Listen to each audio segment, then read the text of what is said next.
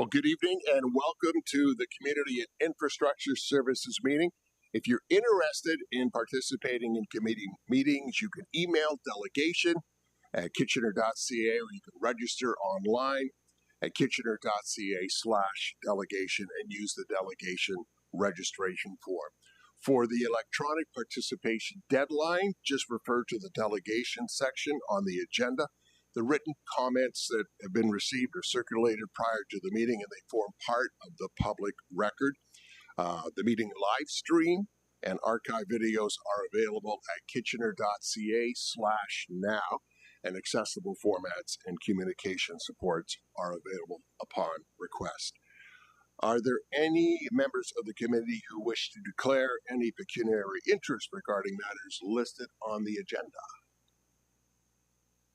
I see none.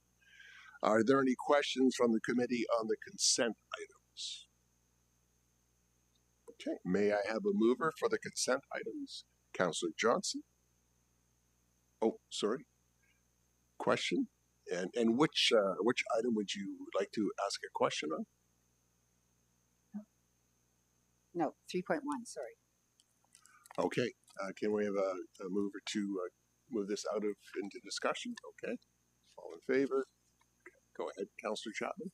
Yeah, so I'd like to speak about the proposed changes to parking along Patricia Street in front. Sorry. Pardon me? Yeah. Oh, hello? Do I have to say all that again? No. Yeah. Okay, do I? Yeah. Say it again? Yeah, please. Okay. I'd like to speak to item 3.1 about parking in front of on Patricia Street along in front of GF Carmichael School. So I've been in touch with residents in the area and with members of the parent council in the area, and they're concerned with what's being proposed and what's happened over this past winter. So I guess I'd like to ask maybe Mr. Cronkite, you can speak to this. I'm in the process of organizing a meeting with bylaw, with somebody from your department, and with members of the parent council and residents in the neighborhood. And I was wondering if this could be deferred.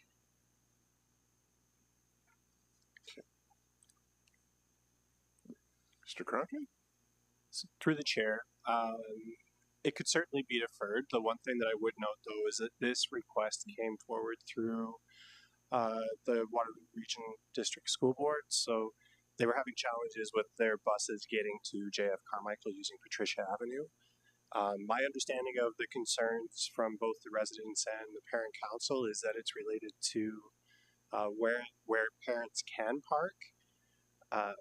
Recognizing that, what I would recommend is that council support the report, and that what we do is meet with both the parent council and residents outside of this process and find a reasonable solution for them to have an area that's meant for pickup and drop off within a reasonable distance to the school, so within that 5-minute walk distance.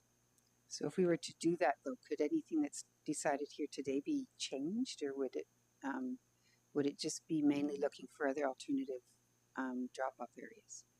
Through the chair, what I would say is that parking on Patricia Avenue in the area where we've indicated here is inappropriate to make sure that we can get buses through that area. We would be looking for other alternatives, yes. And if I were to go with the deferral? Until we meet. Right? Yeah, so through the chair, what I would say is if you do go with the deferral, that you approve the remainder of the report, we pull out the Patricia Avenue section, and we can deal with that at a later date. Okay, I think I'd like to do that, just because we're at a stage with the residents that hopefully we'll have a meeting within the next week or so. Maybe we could bring this back to council if that would work. Just this one item. Yeah, just this one item. I understand that. What I would say is that we will need more time than the next council date to be able to adequately address this in terms of the engagement that's being considered. So we'd be looking at bringing this back prior to the next school year if we don't address it tonight. Okay, but that would work. Thank you. So yes, I'd like to ask for a deferral just on the Patricia Street changes. Councillor Davey. Sir, I just need clarification on what the work is that can't be done between now and then. Like, sorry, I'm not sure what the issue is here.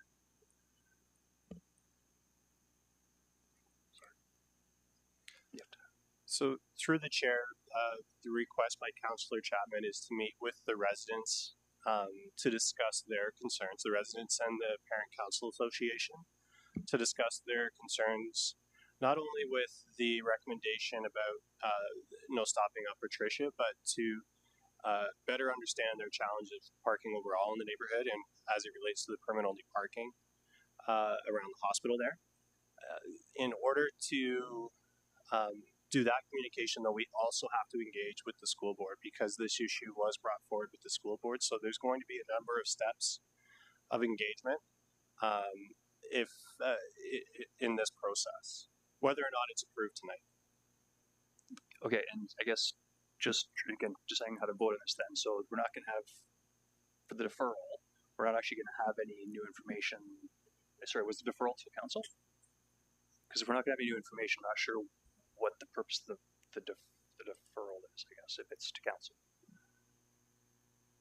Do you want to go ahead? Yes, through the chair, it wouldn't be a deferral to council. It would be a deferral of the item itself to a later date. At which point that date would have to be prior to the next school year. So we'd be looking at the August council meeting. Okay, and sorry, is that Councillor Chapman? Is that your? Yeah, no, that would be. Okay, sorry, I wasn't clear. Yeah. That's fine. Thank you. Sorry, that would be the June council meeting. Correction. Okay. So you're bringing a deferral on only the Patricia Street portion of this. Okay. All those in favor? Okay. So that will be, the Patricia portion will be deferred. And then, because we need to, we don't have to vote on the rest. Okay. And for the rest of the report? Okay. And that carries as well. Thank you so much. Are there any further questions? Okay. We're good. Okay. Sorry, we're going through to, the chair, do you mind just voting on the balance of the consent items? We just want to make it clear sorry. that the drinking water Yes. report has been approved as well. Thank you. Sorry. And council voting on the balance of the consent items. All in favor?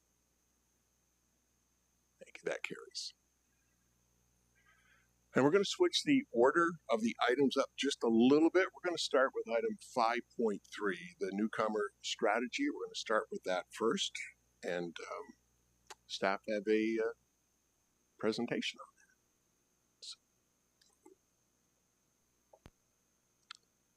Okay. Okay. Go ahead, Ola. Hello? Okay, yes, you can hear me. Thank you for having me. The project to develop the municipal newcomer strategy started in January 2025. And with immense support from community, city leadership, council and staff, we have stayed on track and on path to finalizing in Q1 2026. In terms of the background, the municipal newcomer strategy is being developed in alignment with council strategic priority to foster a caring city. The purpose of the strategy is to improve newcomers' access to city services, events, facilities, and support to foster opportunities for economic contribution, cultural inclusion, and active community participation. Our approach prioritized widespread engagement and recognition for the amazing work already being done internally and in community by deeply committed community organizations. Therefore, it was very important to avoid duplication while engaging in research and exploring best practices. Another important element is the reality that newcomers make up 30% of the population, of our population in Kitchener, and newcomers accounted for 69% of Kitchener's population growth from 2016 to 2021. Also, recognizing that newcomers come with a lot of skills and values to add to community, as shown in their interest in small business and capacity to have employment income, according to Statistics Canada. Subsequently, we very quickly realized that this strategy also has the potential to significantly impact Council's priority to create an economically thriving city. In terms of how we developed the strategy, again, widespread engagement was the backbone of the project. We had well over 60 internal conversations with other project teams and community-facing staff. We connected with over 1,100 community members across diverse circumstances through 25 plus events and activities. We engaged with more than 25 community organizations, largely through community-led events, and in spaces where newcomers felt most comfortable. Finally, this work was guided by a dedicated working group made up of newcomers from diverse backgrounds, representatives of newcomer serving organizations, and city staff. They helped to work through all the insights and guided the actions recommended as part of the proposed strategy. So all of that work led to the development of 5 themes. First, boosting awareness of city services with actions such as creating a centralized information hub and deepening newcomer-focused engagement. The second theme is small business and employment support, under which we have actions such as creating a paid internship program and a full-time staff to drive a targeted small business program in economic development and other related initiatives. Number 3 is community belonging and connections, which speaks to the city's increased participation in the annual Welcoming Week and participating on steering committees, particularly the ones with immigration partnerships. The fourth theme is targeted support, and this speaks to civic engagement and leadership opportunities for newcomer youth and participating in mentorship programs for newcomer women. Finally, equipping Team Kitchener is about ensuring that staff have the information and supports that they need to serve our diverse and growing community. And in terms of why this strategy matters for Kitchener, it does matter for Kitchener because it is important to build a community where everyone feels welcomed, supported, and empowered to succeed. Additionally, there's an economic imperative for this. Research shows that newcomers are more likely to start businesses, create jobs, and fill labor gaps. I'll say we, because I'm a newcomer too. We help to strengthen the workforce, enhance Kitchener's competitiveness. So this strategy is a proactive investment that will demonstrate Council's forward-thinking approach to boosting Kitchener's economy. On this note, we also recommend that the recommendations listed on the screen for Council's approval are approved. And I just wanted to mention that for recommendation 1, we submitted a revised table, 16 out of the 19 recommended actions can be advanced through existing funding and staffing. And for recommendation 3, there was a calculation error, so we submitted a revised financial implications. Thank you. And thank you. And we do have some delegations, committee members. And to our delegations, we value a democratic process that encourages participation and dialogue in our council and committee meetings and through written submissions and correspondence. It's important that these interactions are presented respectfully towards other members of the public, staff, and council. So as a delegation, you may not interrupt councillors, staff, or other delegations, make derogatory statements about councillors, staff, or others that are disrespectful, or use hate speech or language that's considered harmful or defamatory. The chair may interject and take necessary actions to maintain a respectful and inclusive environment for everyone, which could include removal from the meeting. As a delegation, you're permitted to address council for a maximum of 5 minutes, and to help you keep track, there's a timer displayed on the screens in front of you. When you reach 4 minutes and 30 seconds, you'll hear a bell. That is a reminder for you to conclude your presentation. At the 5-minute mark, a second tone will sound. That marks the end of your allotted time, and the microphones will turn off shortly after the exceeded 5-minute mark. And committee members may ask questions about what you spoke about in your presentation, but if there are no questions, please note that this is council's time to really listen and reflect on the opinions, thoughts, and ideas that you've shared with us. Our first delegation, Tara Bedard and Ernest Osei from the Waterloo Region Immigration Partnership. Welcome.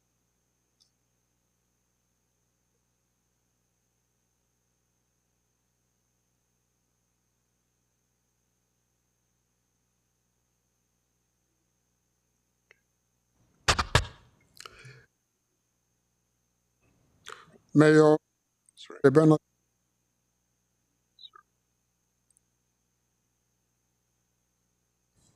My name is Dr. Ernesto Say, and I'm here with Tara on behalf of the Waterloo Immigration Partnership and the many community partners who collaborate in supporting immigrants across our region.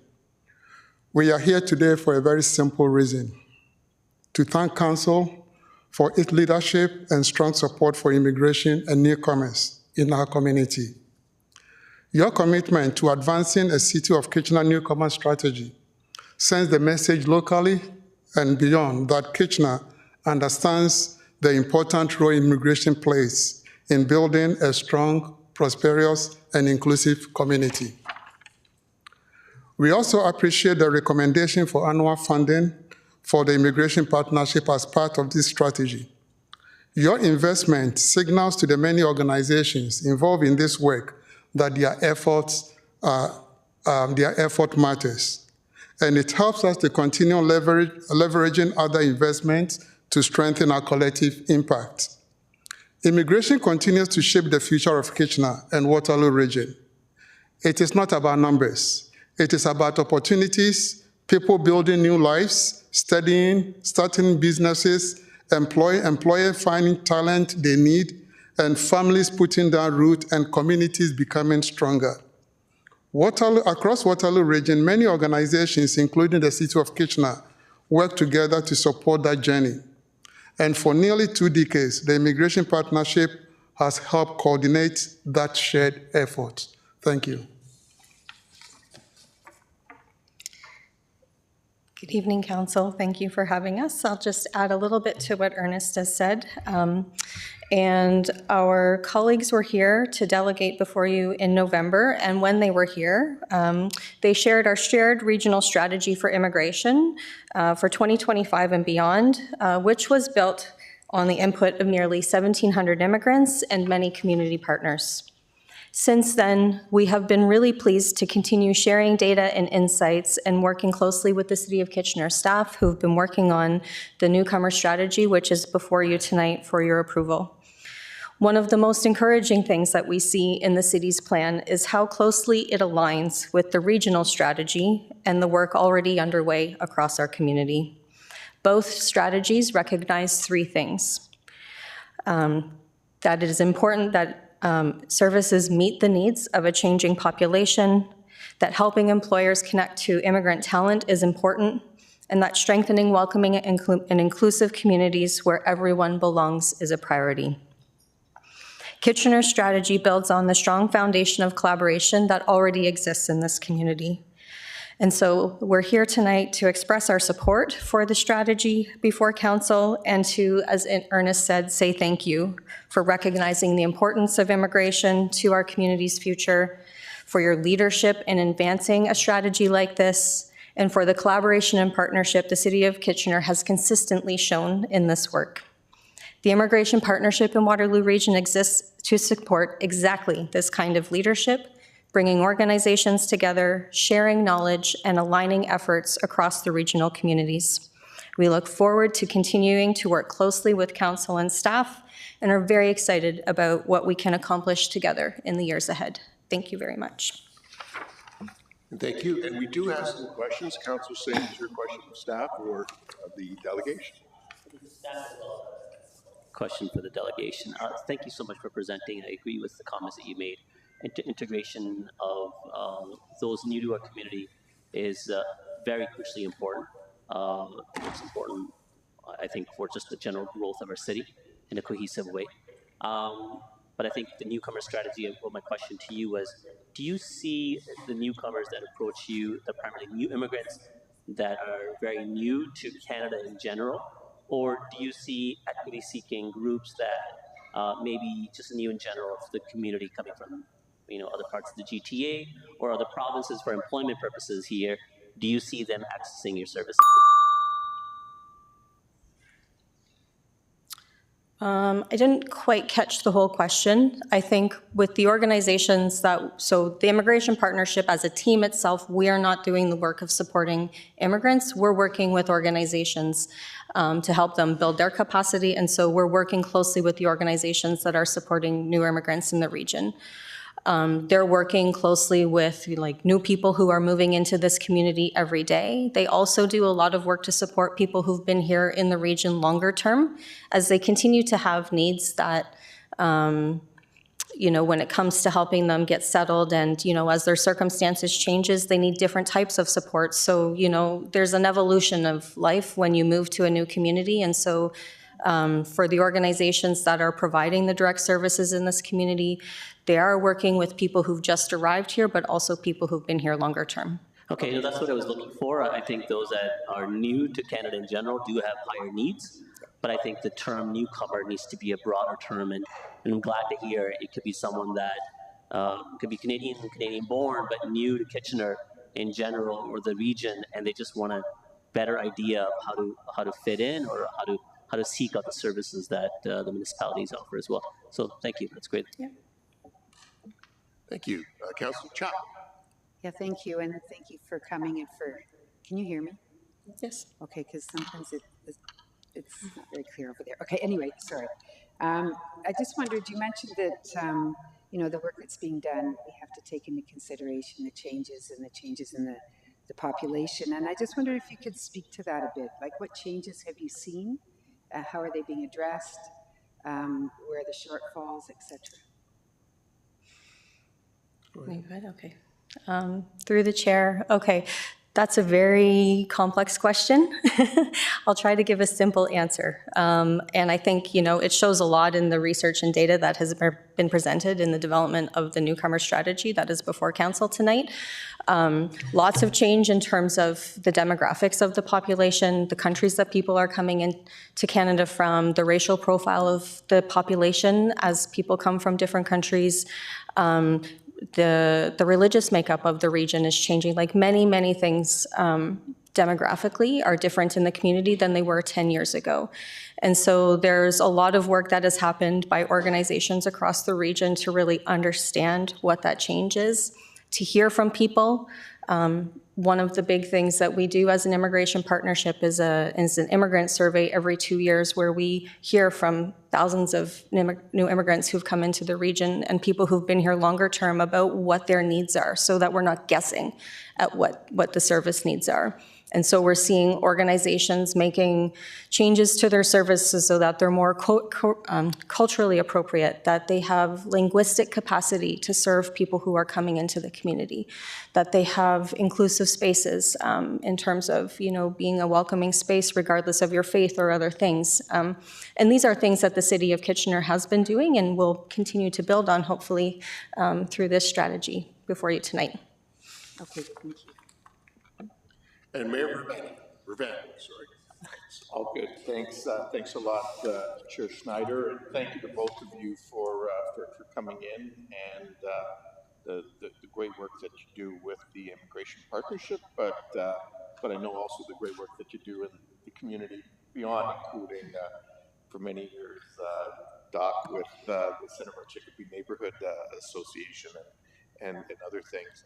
One of the things that always intrigues me, and wondering if you can speak to it a little bit, we know that Kitchener and Waterloo region are a popular place for primary immigration, but even more popular because primary often tends to go to the Toronto, Montreal, Vancouvers of the world.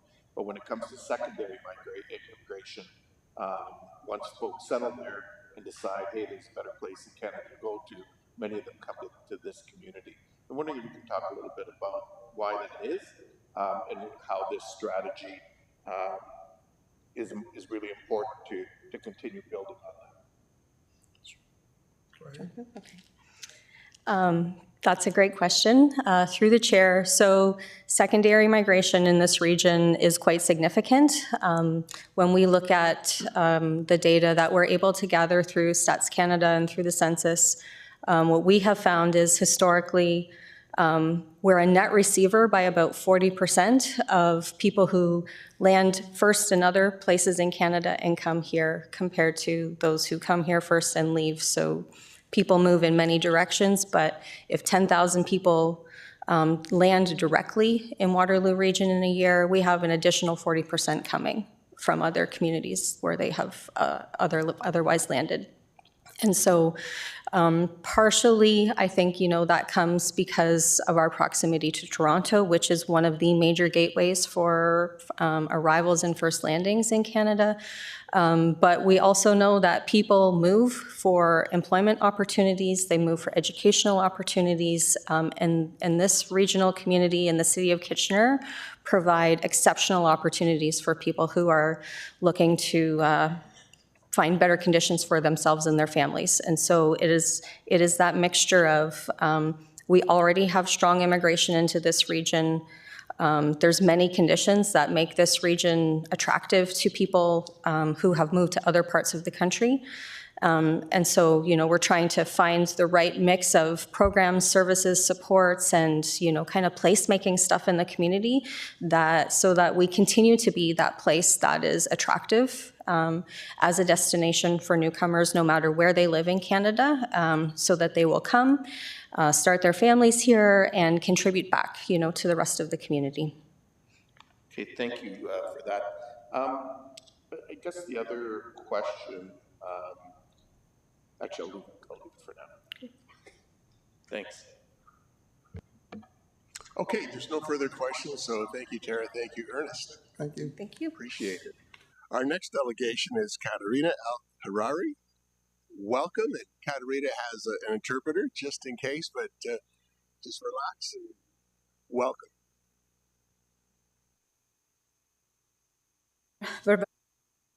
Of council, is my voice clear?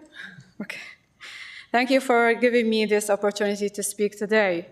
My name is Katerina Al-Hariri, and I am a member of the Municipal Newcomer Strategy Working Group.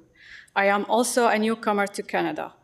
I was born in Spain, raised in Syria, lived in Jordan for many years, and today I proudly call Kitchener my home.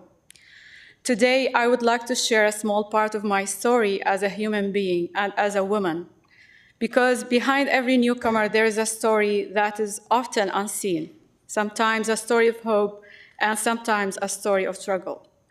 I am one of those people who had to watch her dreams die before they even had the chance to begin. I had to fight constantly for rights that should have been mine from the moment I was born. Rights that were taken away by cruel rules and traditions that often place unfair limitations on women. Despite that, I kept trying to move forward. At one point in my life, I was preparing to pursue a master's degree. It was a dream I worked hard for.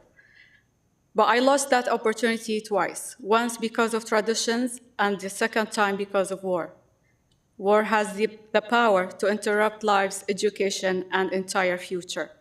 Yet, I never stopped believing that it was possible to rebuild my path.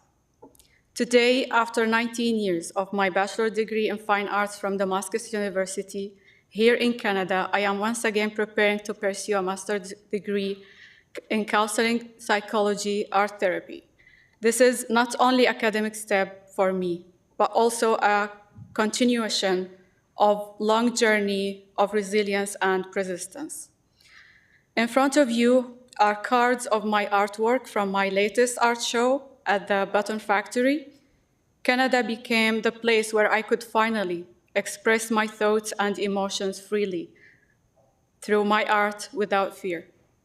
For many newcomers, rebuilding life isn't only about finding a job or learning a new system.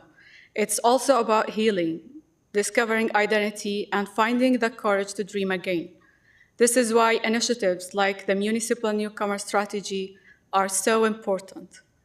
They recognize that newcomers aren't only people who need support, but also people with skills, ideas, and a desire to contribute meaningfully to their communities. Being part of the Newcomer Strategy Working Group was a meaningful experience for me. I saw genuine effort from the City of Kitchener to listen, to learn, and to build a strategy that responds to the experiences of newcomers,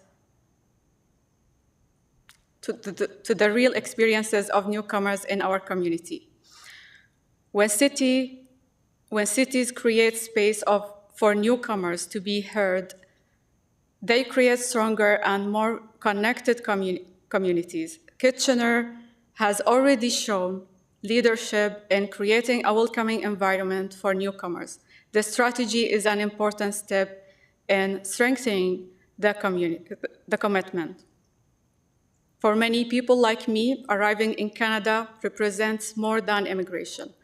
It represents the possibility to begin again, to study, to work, to contribute, to find belonging, and to live with dignity.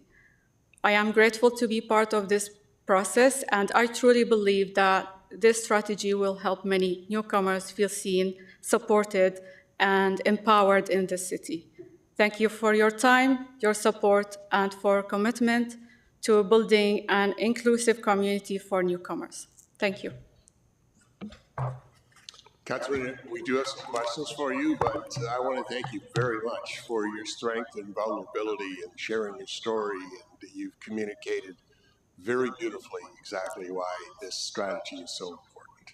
So thank you. Thank you. Councillor Singh, you're first. Yeah, Mr. Chair, you beat me to it, Katrina. I was going to tease you and ask you if you were the interpreter because you spoke very well. Far better than some of us here on this horseshoe. Thank you so much for presenting and sharing your story, and sometimes sharing a personal experience, especially when it's challenging, or even in some cases traumatic, can be a struggle. And sharing that, but also making it part of yourself as your growth in a new space. So I want to congratulate you on that, and thank you for sharing your art. It's phenomenal. The newcomer strategy is a very important step forward.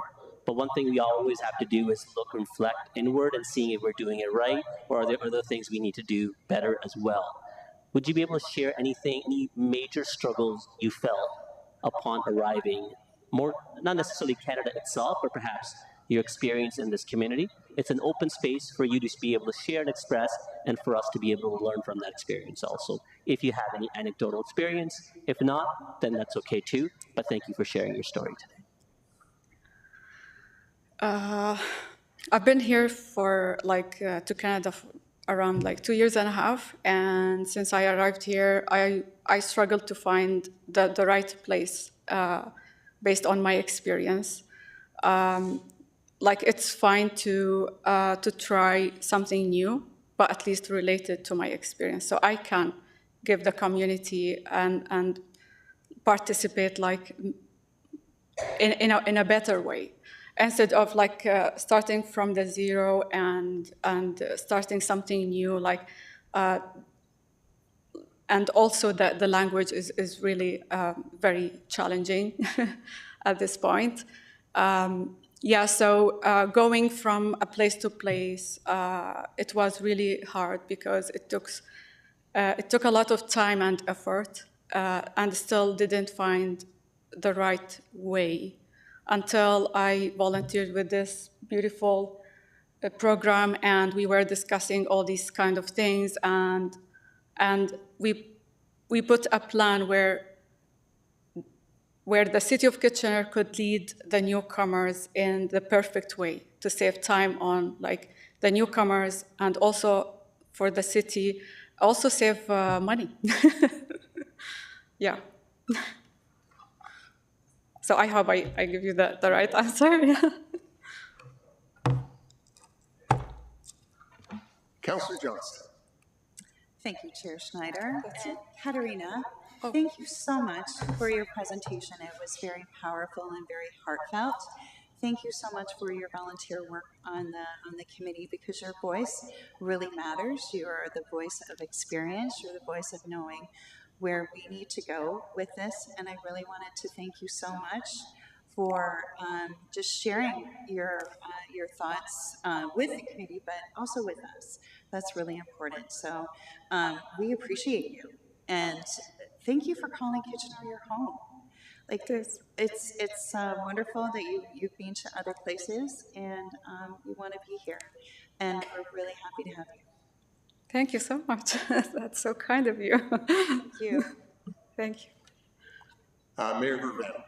Thanks, Chair Schneider, and thanks, Katarina, for coming in this evening, for sharing your story in such a wonderful way. But more importantly, for also stepping up and getting involved with helping create the strategy. You know, it's interesting as I reflect on our council, members of council that sit around here. 3 of us were our first generation Canadians.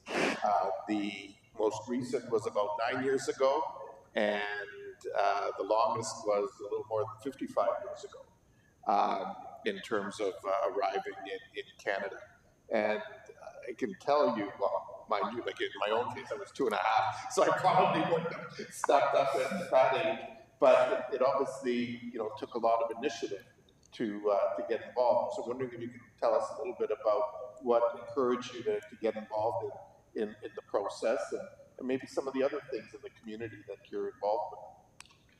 Yeah, I wanted to do to give this country back. So I volunteer with different kind of things. So I found this opportunity, and I just took it. So and volunteering in this program, like, let me like a link. I am a link between the newcomers and the city of Kitchener. So I can, you know, hear them in their mother language from you know, cultures I already know about and experienced. So it was easier for them to talk about their needs and the challenges they face, and I put that in this strategy. Like my role was a link and to serve also the city I love. I love Kitchener. Well, that's wonderful. We don't have to do it that you love it. When you look at the recommendations, the report that's in front of us, what is the piece that you care about the most, or that you're most proud of in terms of the things in the report? What do you like the most? You mean which part of the strategy? Yeah. Well, actually, all of them are very important. Like, I can't choose one because they all, you know, as a... That's a great answer. You're a future politician. Still is. Anything could, like, serve the city is welcome. So, yeah. Wonderful. Well, listen, I just want to thank you again for stepping up, being part of the process, but also offering to come in and share a little bit of your story with us this evening. Thanks. Thank you so much. Okay, next we have Councillor Michaud. Thank you. Katarina, what a model you are, a real champion. I'm just so delighted that you're here tonight. I do have a question for you. What was the biggest challenge that you had coming here? Before I come, or when you got here, like what was your biggest challenge? The biggest challenge in Canada? Mm-hmm. Well, first was the language. Right. So yeah, it's really important. Like, the newcomers learn the language very well, so they can express their what they want, what they need. And contribute in the, you know, society. Otherwise, like, it's gonna be hard for the organizations to understand their needs. Yes. So mainly language. Yeah, I understand that. I also had 2 young women come from the Ukraine and stay with me for a year, and the language was the biggest barrier initially. But you know, the tenacity and the hard work and the dedication that they put in, and that you obviously have as well. It's just wonderful. You're a real ambassador and a real champion, and I'm glad you came tonight and shared your story. Thank you. Thank you so much. Thanks. Okay, Katarina, thank you so much. That's all the questions we have for you. Okay. So, other questions of staff? Councillor Singh. Yeah, thank you, Mr. Chair. like I think a needs and understanding about the newcomer strategy has changed over the years. Um, and I think it's been a continual improvement of what this report is. It seems to be pretty broad in in addressing where the shortfalls lie, how we can help with that integration and feel uh, for those that are seeking that extra support, feeling of acceptance. The report outlines that, so I want to congratulate staff with that regard. My question was more broader, which I asked the first delegate, is that as the mayor outlined, immigration isn't always just directly to Kitchener or this region itself. In many cases, it could be secondary or triple migration, where someone may have been born or raised somewhere else, but they immigrated to Canada and they're making Kitchener their new home. Or in some cases, it could be newcomers in a broader term, in the sense of it's just someone new to the community, irrespective of where they were born. Is the strategy broad enough that addresses that type of inclusivity so that we help to integrate the newcomers into Kitchener as quickly as possible?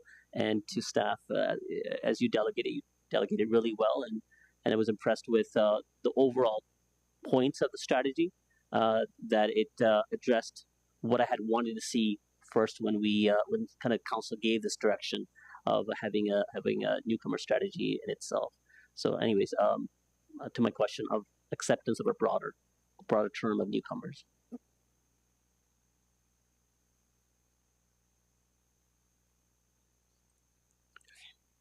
Through the chair, thank you. That's a wonderful question and a wonderful observation.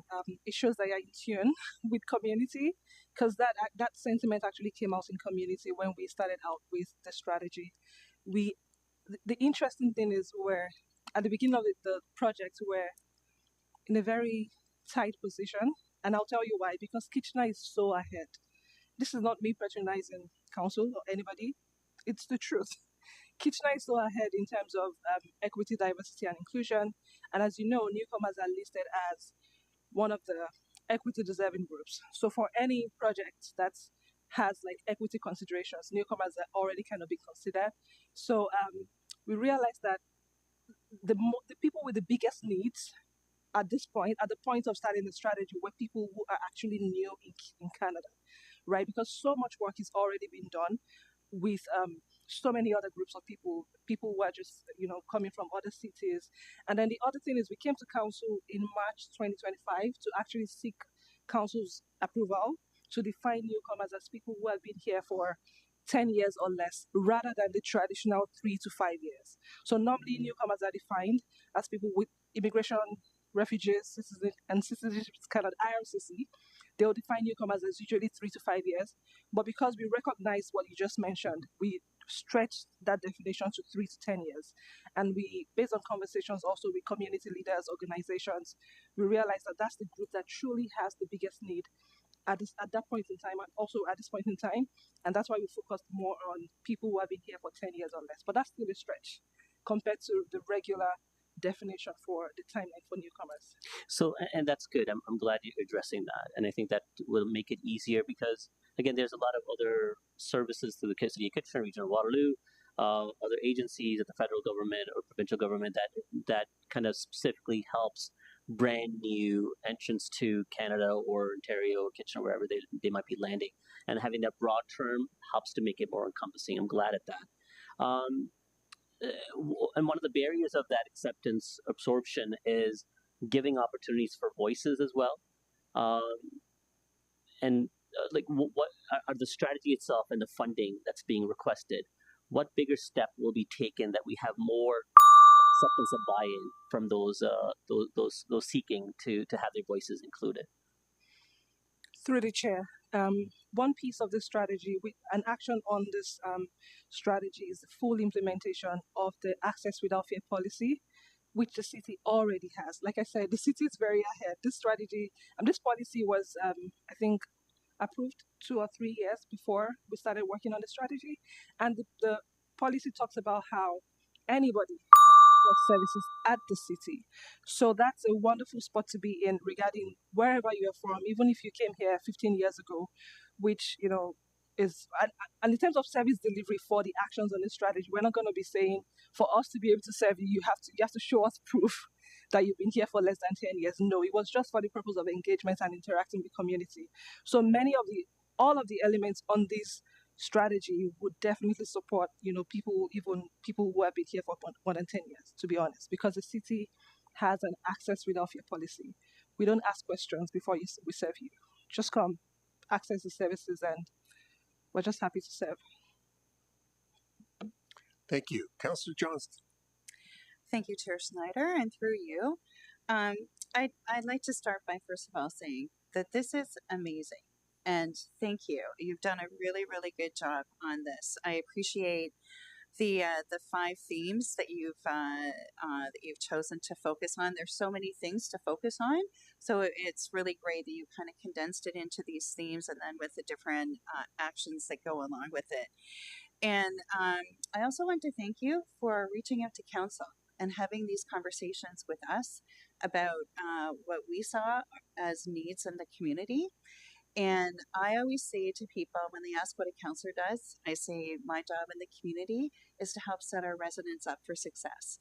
And this is exactly what you're doing here. So thank you. I think it's really great work.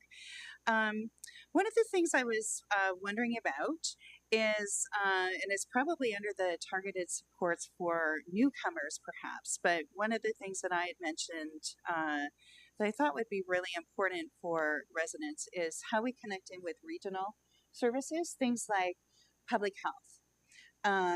I know that in different areas of my ward, as I had mentioned, that, at one point we had the highest rates of COVID in Canada in one area for a couple of weeks in 2022. And how do we get out information around healthcare and that, or how are we syncing those services with public health and other, the region's home housing strategies, etc. How are we doing that, and where does that fit in? Through the chair, at the risk of sounding like I'm patronizing you, that's a wonderful observation and question. Thank you. I know we had this conversation, we talked about the jurisdictional limitations that the city as a lower municipality has. However, one of the key ways we can address this is by ensuring that this is clearly communicated, in that providing a centralized point for information piece, which is the first piece of the first theme, boosting awareness of city services, because these services are available. The only challenge is many people don't know about them. That came out a lot during engagements, right? So just ensuring that people have access to information in one place that they can understand in a way that that appeals to them is a key piece. The other piece I think that can help with this is deepening newcomer engagement through trusted channels. So these would be cultural groups, faith-based groups, and places where newcomers traditionally will go for information. The third thing here is it's even if I do say so myself, I think it's great that we're working closely with immigration partnerships. If you go on their website, they have all of this information listed there. I, as a newcomer, in 2020, I used the Immigration Partnerships website even before arriving in Canada to find a lot of information about the region of Waterloo. So that's one of the things that we talked about in terms of not trying to reinvent the wheel, but trying to really leverage the work that's already happening in community to really serve newcomers. Does that answer your question? Yeah, no, I think that's really smart. That you're not trying to recreate things that are already there. That's wonderful, because if people are already used to going and looking at the Immigration Partnership webpage, then that's wonderful. I think I was going at it from the perspective of when people who've lived here for a long time don't know what the region does and what the city does, and at the end of the day, they just think of it as, probably the city. So not having, I think it's important that we're offering that information. So it's great if it's coming from elsewhere, and thank you, and that we're making sure those connections are in place. Thanks so much. Thank you. I also wanted to mention that community centers actually have lots of partnerships with regional organizations where they offer these services, and they have sessions with community where they can come in and get all of this information. I also know that my cultural group has that partnership where people from my cultural group can go to the African Canadian Association of Waterloo Region and attend workshops and service and just access services and ask questions about things like that. So many organizations are doing this work in community. That's perfect. I knew it was in here. I just didn't know where exactly it fit in your theme. So thank you. Thank you. All right, Mayor Verven. Well, thank you very much, and thank you, Ola, to you and Ellen and the entire team who have worked many months on putting this together. And one of the things that really stood out for me as I read through the report is the number of people and organizations that you've had engaged in the process. More than 1,100 community members, more than 25 organizations, more than 25 events and activities, the newcomer strategy working group meetings, and then of course all of the staff conversations and committee presentations. And I think it gives council a real sense of two things. Number one, all of the work that went into it, the efforts around engagement, which are so important on something like this. And I think also provides us with some reassurance around the recommendations that are in front of us. As you one question that maybe I'll get you to touch on, and you referenced it a little bit in your opening comments. I know there was an email that came late in the week. I believe it was from Allison and Clerks with the correction on the financial piece, that the annual cost going forward, and all of this is obviously subject to budget, but would be $50,000 and not $160,000, if I remember correctly. So I'm wondering if you can, just for council's benefit, go over that. Yes. Thank you. Through the chair. Thank you. Initially, we had made a calculation error in terms of the amount of funds that will be required for the newcomer internship. So initially we had $80,000 for 2027, and then an additional $80,000 in 2028, which would then lead to $160,000 yearly subsequently from 2029. But we went back, looked at our numbers, and realized that it's actually $50,000 yearly from 2029. So first ask for 2027 is $25,000. And then the ask for 2028, which would be added onto that, is $25,000. So we would have two cohorts. Let me just clarify this. 6 positions, for the first year in 2027, at the end of 2027, September to December, would have 2 positions in one cohort. And then in 2028, we'll have 2 cohorts of 2 positions each. In total, it would be $50,000 required yearly of operational funds from 2029. I hope I didn't confuse you. Yeah, thank you. That's helpful. I wonder and I think the other piece that sticks out for me is, as you looked at this, you didn't look at building a large full-time staff contingent, but in fact focused on some newcomer internships or co-op positions, I guess, in a sense. In terms of this, and I'm wondering how you ended up on that. I'm always encouraged to see opportunities for young people or internships, and I'm wondering if you can just talk a little bit about how you came to that recommendation. Through the chair, this was a big one from community. That economic piece around, I just want to be independent, and one of the key things that I also noticed as a newcomer, one of the key things that is a challenge for many newcomers is gaining Canadian experience. Whilst that's been, I think the word is scrapped, but it's still kind of there, because even if we're not requiring Canadian experience on paper, people still need to know the environment and the community to be able to find jobs and keep the jobs, right? So that's something that came out from community in terms of, we want to just have that experience of what it's like to work in Canada, and then when people do go out, they'll be able to say, okay, I have worked for this amount of time and then it will just be easier for them to get a job. Okay, I also wanted to say that even as a newcomer myself, I went back to school, and my very short internship at the City of Waterloo really opened many doors for me after I left, and I was trying to get other jobs and contracts and business like that. So that's certainly something that will help a lot of newcomers with economic independence and to be able to contribute. Mr. Chair, can I just ask a follow-up to this piece and then I'll cue in again? So just on this, Ola, so the recommendation came from input from committee members to look at creating these internship positions? Yes. Okay, Yes. thank you. Okay, we're going to go to Councillor Stretch. Next, you're making comments, or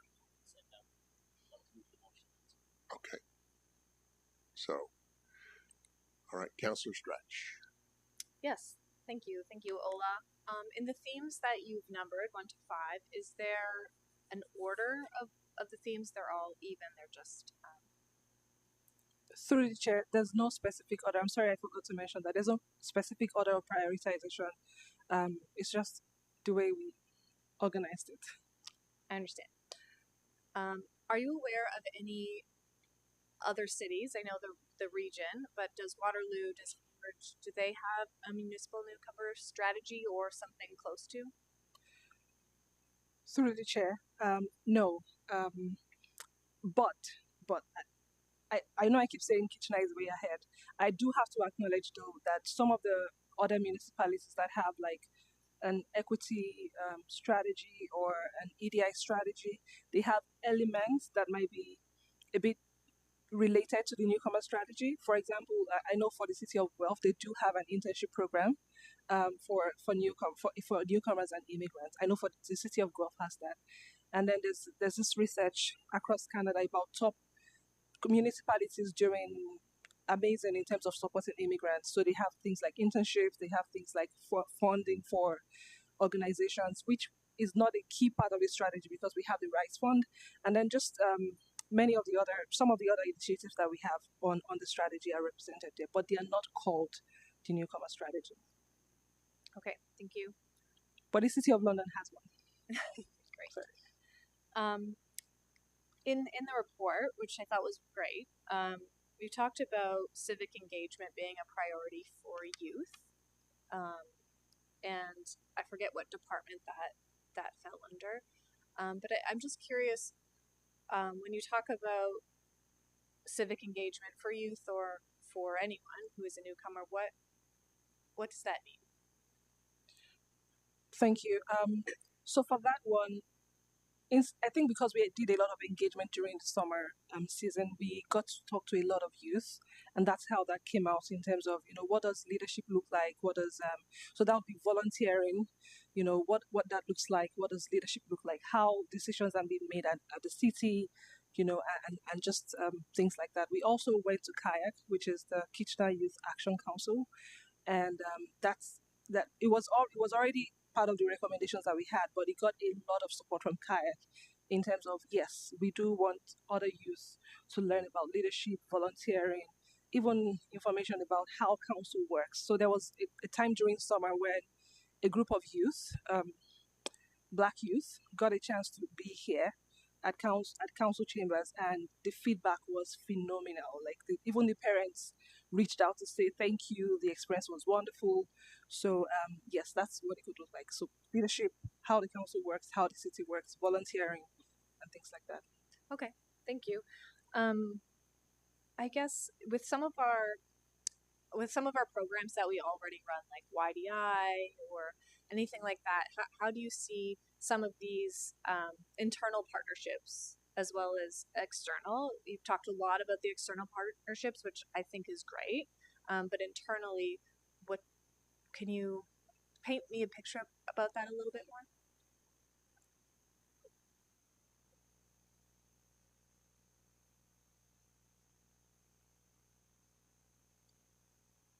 So through the chair, we did, in our conversations with internal partners, we did work extensively with Lori Palidusky, who runs the program PRS, the Program Supports and Services, through most of our community centers, and we basically talked about the exact thing that you're mentioning, which is, and she was very enthusiastic about including newcomer youth in all of those programs that are already existing. Like, we're not looking to reinvent anything that doesn't already exist. In fact, I think in all of the recommendations that we got directly from Lori were doing the same programs that they're already doing, specifically for newcomer youth. And so that's why it was, it just seemed like such a great opportunity for us to build on what the resources that are already here and the events that are already happening. Right. Thank you. Thank you. Councillor Davey. Yes, yeah, thank you. There's really a lot of good work, comprehensive here on this. Happy to see it. And again, thank you, Mayor Vrabanovic, for highlighting the financial difference from the report, because somehow I did miss that, and it makes quite a bit of difference in terms of the costing. And I can be much more positive about this now. I'm happy. Can I add, like, one thing that's a bit unclear to me, though, at this point, too, is what, and forgive me if I missed it in the report, but what exactly is the intent of the interns' work? Like, what's planned for the interns to be doing?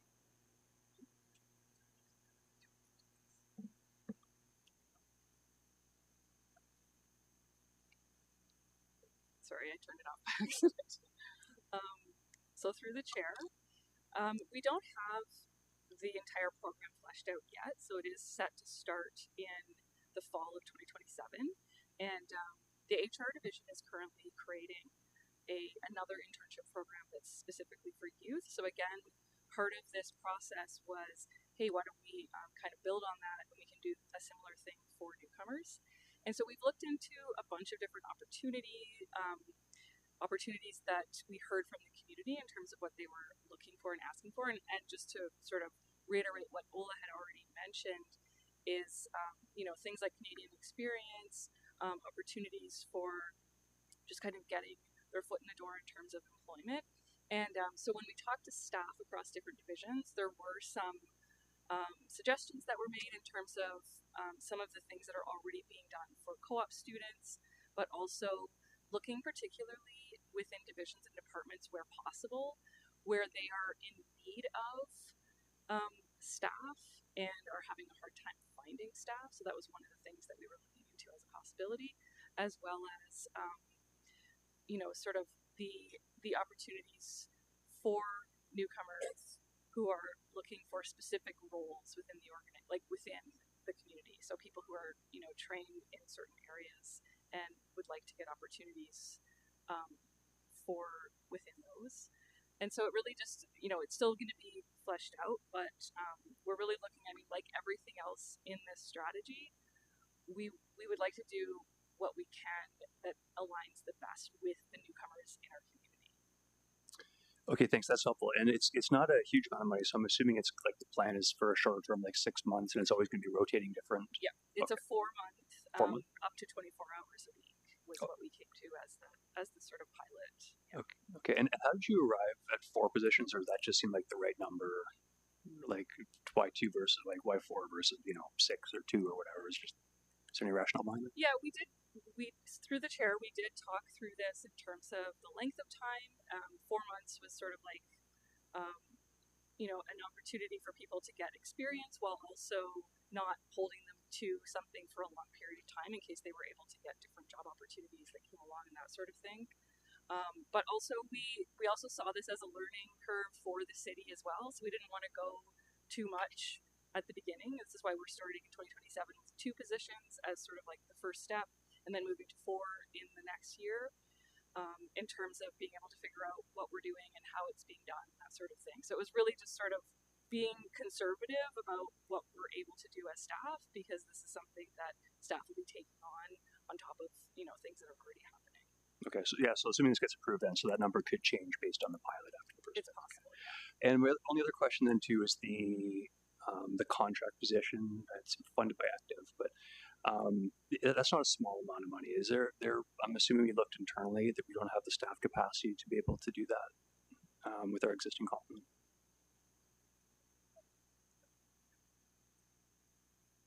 Through the chair, yes, you're correct. We actually had Curry, who is the director of economic development, on our working group, and we actually had a chat with the economic development team at the SDG Idea Factory, and the response is there's not enough hands right now to handle all of it because there's actually no action points related to the economic pieces of the strategy. So running a program, telling stories about businesses, doing a needs assessment with refugee immigrants, sharing information, because one key piece is sharing information with newcomers who have the funds to do business but don't know where to find the information.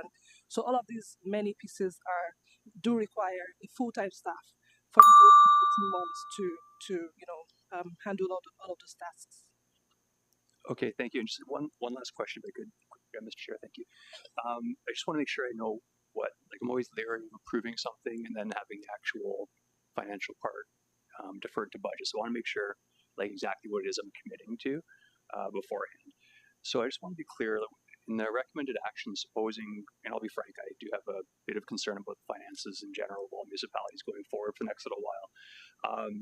Even if we do refer it to budget, and the actual budget portion gets turned down or gets deferred to the following year, that sort of thing. It's really only looking at the report. It's the items, recommended actions 4 and 5, and the anticipated outcomes. Those are the only parts that would get deferred. The rest of this work can be done within our existing resources, correct? Sorry, that was complicated question. So through the chair, you're correct, yes. Okay. Everything else will go forward as planned. It's just these 3 specific actions that have been under the financial resourcing table with a yes beside them. Okay, and just to save, I know others making comment, Mr. Chair, just to save comment, that's the understanding I'll be approving this on is approving all of that work to be done, but not necessarily approving the financial part until we see the full budget picture. Thank you.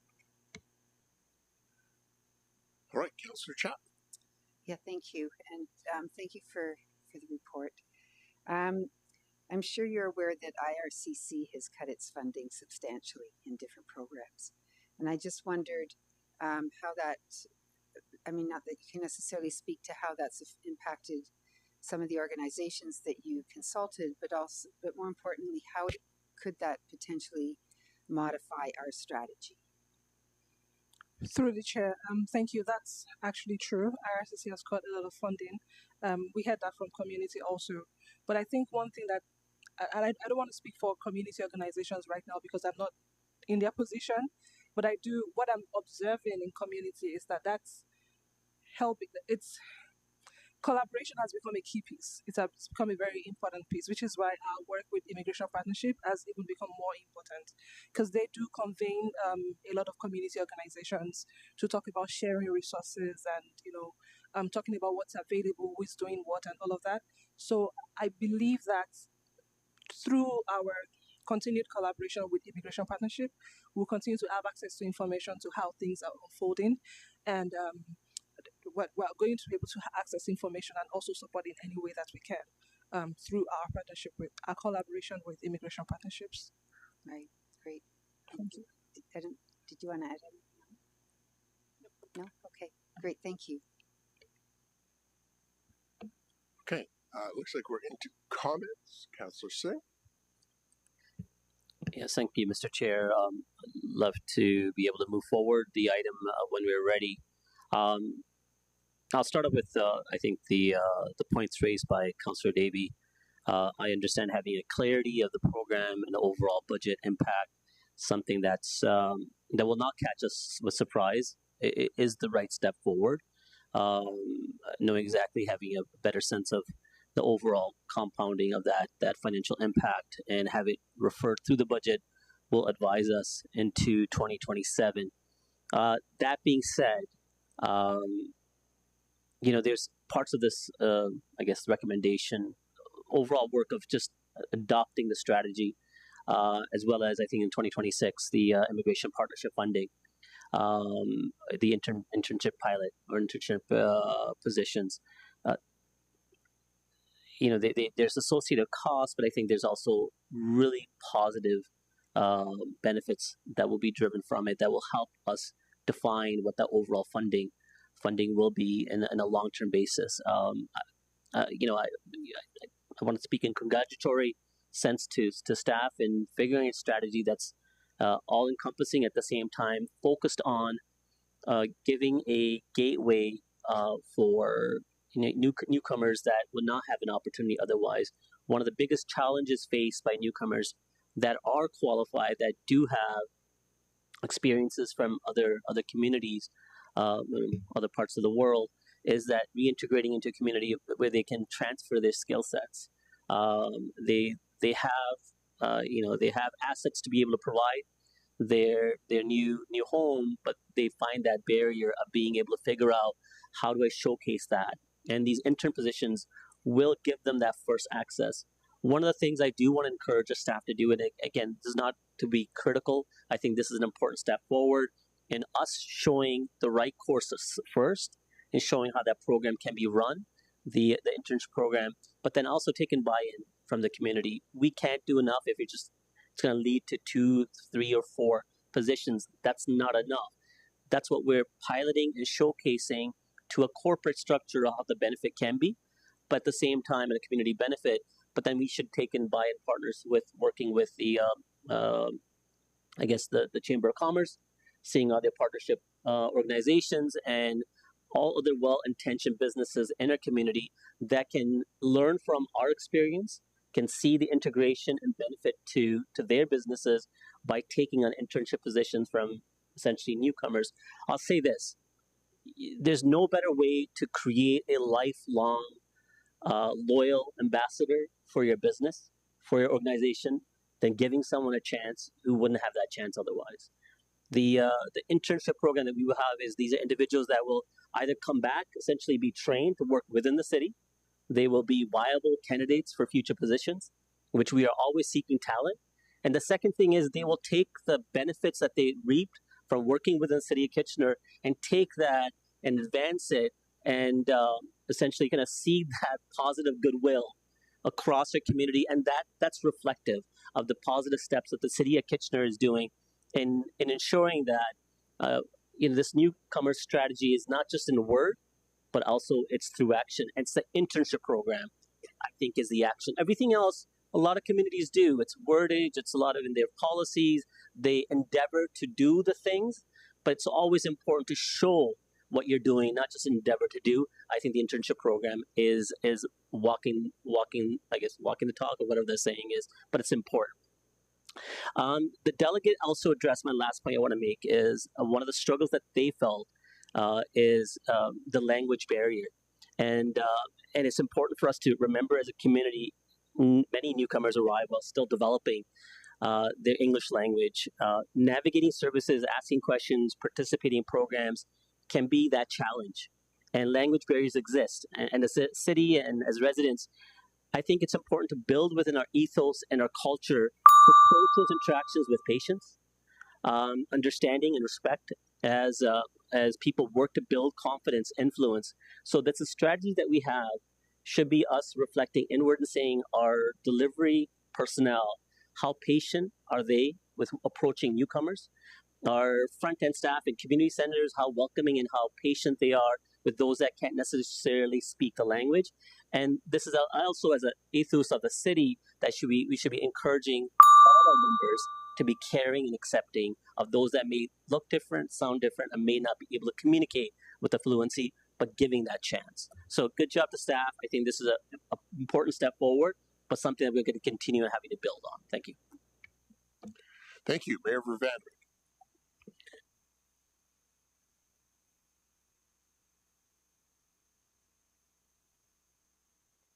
There we go.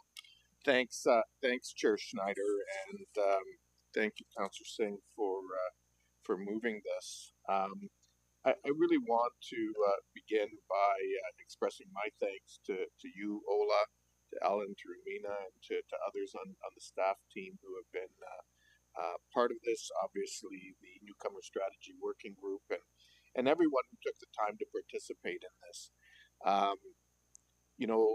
I think, Ola, this is obviously the first time you did a project like this. You came on board at the city to make this happen, and I think you did an outstanding job in terms of delivering this. So congratulations and kudos to you for your hard work, along with the support and leadership of others as well.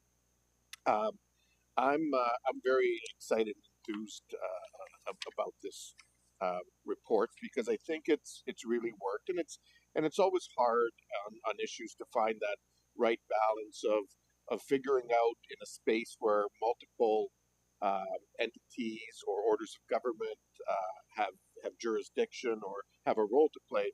It's hard to carve out that appropriate space and minimize overlap. And I think you've really worked hard to achieve that in terms of the report that's before us. The other thing I will note, and you know, to have a strategy like this come forward with not an overabundance of asks, financial asks in particular, I think is also a big achievement. And so the fact that you've been able to, find ways of working that into the existing work plans in the organization, I think that's also exciting and important. I think one of the other things, because one of the things that's come up is how do we also welcome and engage new people who come into the community that maybe aren't as new in terms of being new Canadians as others.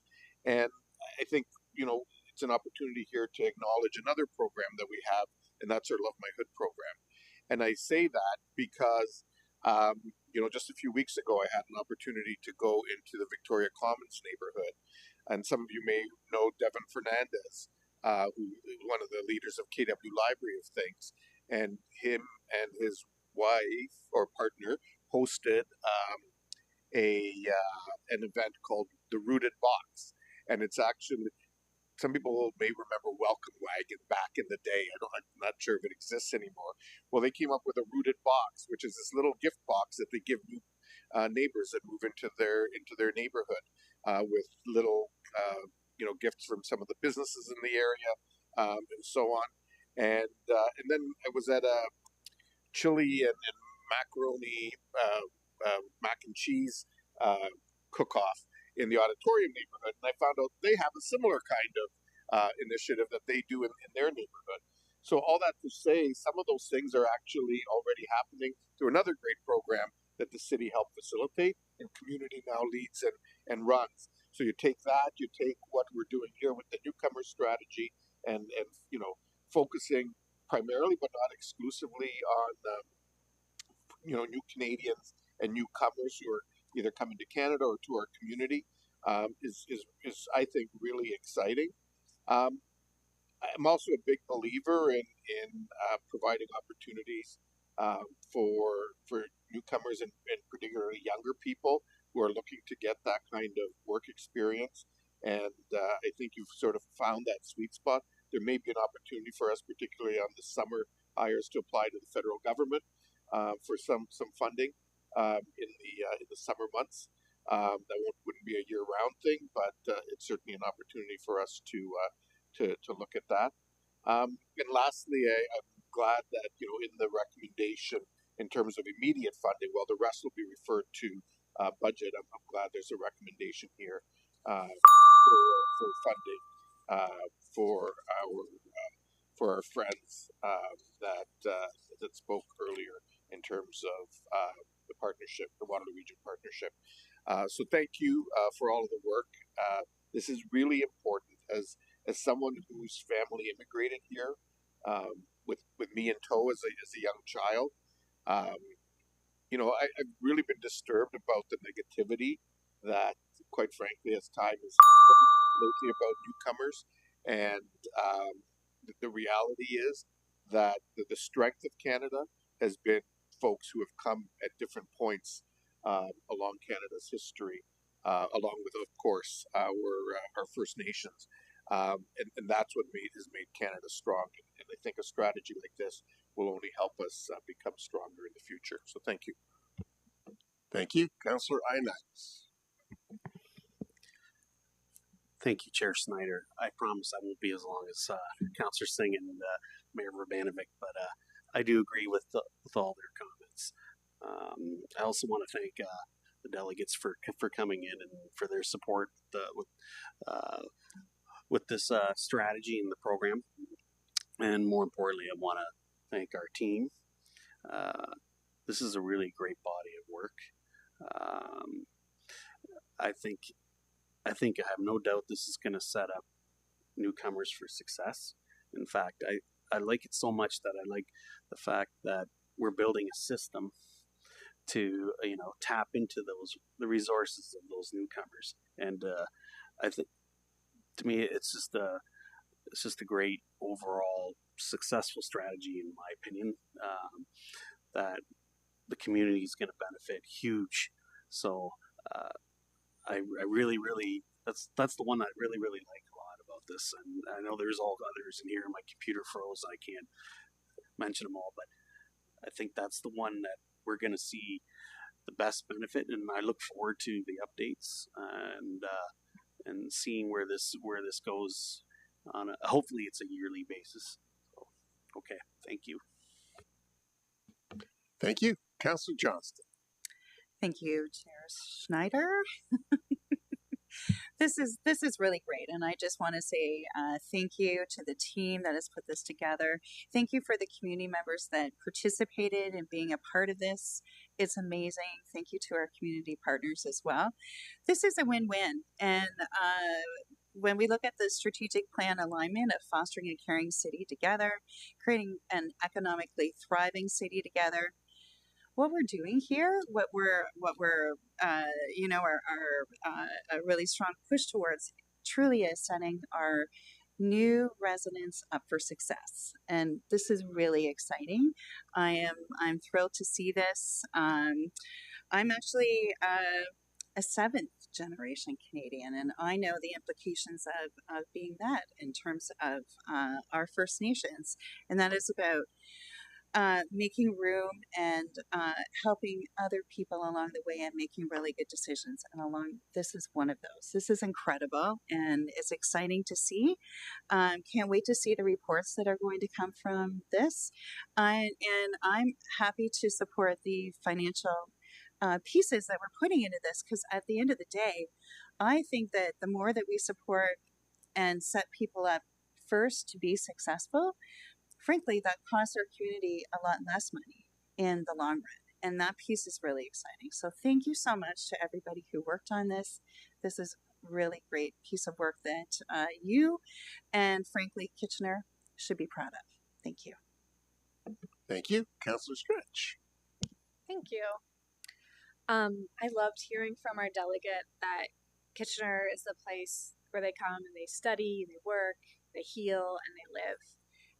And I, experienced that too. And I really believe, and I'm proud of the work that Kitchener does, taking a lead within the region, often solving a lot of regional problems.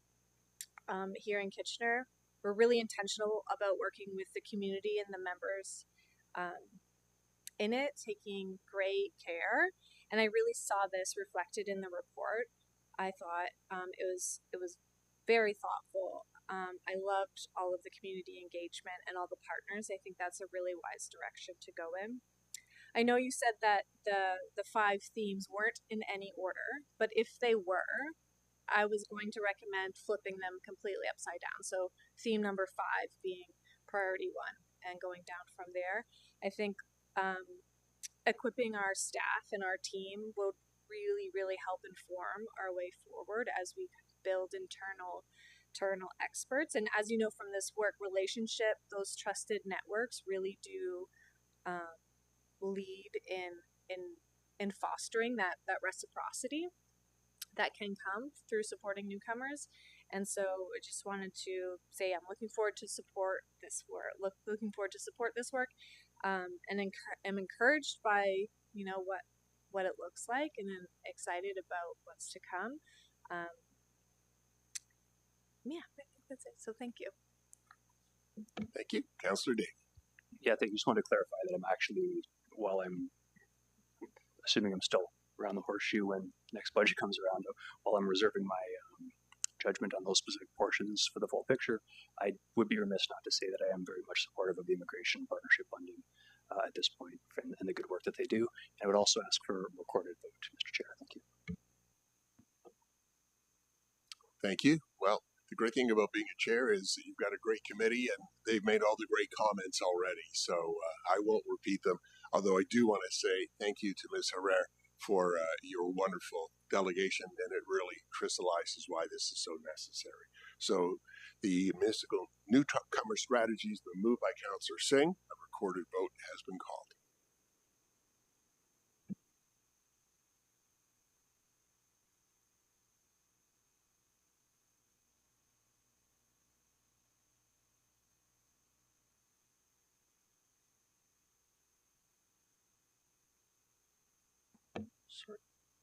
And that passes unanimously.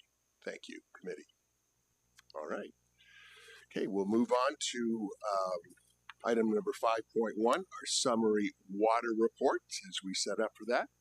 Angela Mick, our manager of quality management and water programs, has a presentation for us.